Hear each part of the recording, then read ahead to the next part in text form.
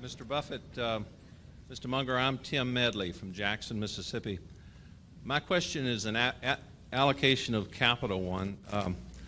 You've indicated that one thing you like in companies is a willingness on the part of management to repurchase its own shares. Right.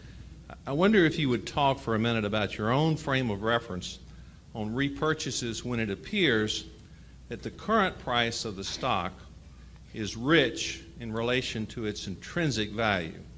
And some have said that with the right company, ongoing repurchases of stock should be made irrespective of the price. So would you speak for a moment as to how you think it pencils out when the current price of the stock is rich in relation to its intrinsic value? Yeah, if you're repurchasing shares above a rationally calculated intrinsic value, you are harming your shareholders. Just as if you issue shares beneath that figure, you are harming your shareholders.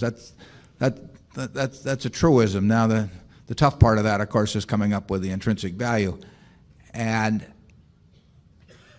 for example, a good example might be Coca-Cola. I think a number of people might have thought Coca-Cola was repurchasing shares at a very high price because they'll look at book value or PE ratios. But there's a lot more to intrinsic value than book value and PE ratios. And anytime anybody gives you some simplified formula for figuring it out, forget it. You have to understand the business.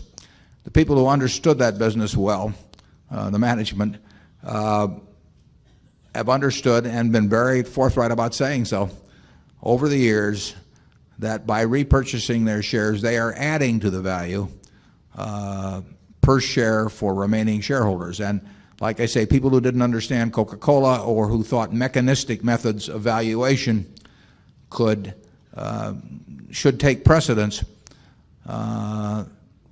really misjudged the value to the Coca-Cola company of those repurchases. So we favor, when you have a wonderful business, we favor using funds that are generated out of that business to make the business even more wonderful, and we favor repurchasing shares if those shares are below intrinsic value. And I would say that if it's a really wonderful business, we probably come up with higher intrinsic values than most people do.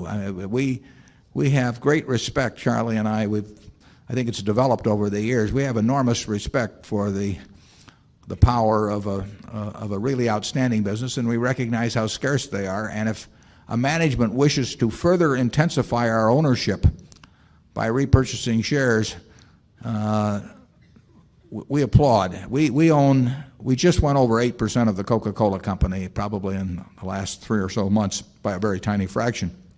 But we had a second purchase one time, but our percentage interest in the Coca-Cola company has gone up significantly through their repurchases, and we are better off because they have bought those shares at what looked like to some people perhaps high prices. And we thought they were wrong at the time, and I think now it's been indicated that or proven.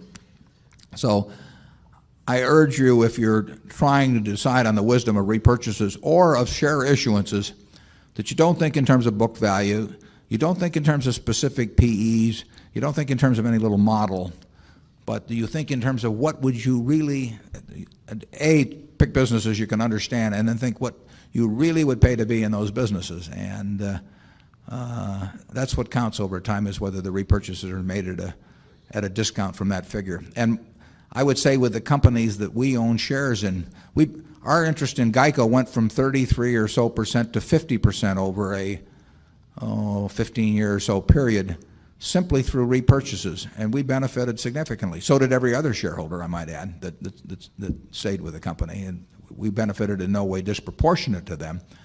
But that was a very wise action on their part. And there too, they were all usually buying that stock at least double book value, and you could compare it to other insurance stocks and say, well, that's too much to pay.